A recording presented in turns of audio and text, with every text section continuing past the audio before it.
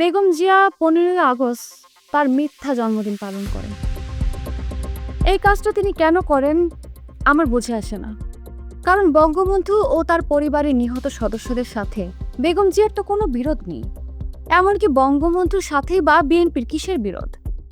1975 সালে বঙ্গবন্ধুকে যখন সপরিবারে হত্যা করা হয় তখন বিএনপির জন্মই হয়নি।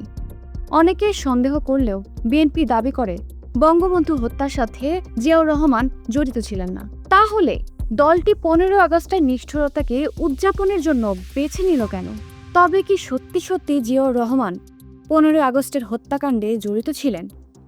বেগম জিয়া সেটি জানতেন, আর জানতেন বলেই স্বামীর জীবনের সবচেয়ে সফল দিনটিতে তিনি ভুয়া জন্মদিন পালন করেন। অর্থাৎ এটি আসলে বেগম জিয়ার একার জন্মদিন নয়, এটি মূলত সেনাশাসক জিয়াউর রহমান, বাংলাদেশ জাতীয়তাবাদী দল বিএনপি, প্রধানমন্ত্রী খালেদা জিয়া এবং যুবরাজ তারেক রহমানেরও জন্মদিন।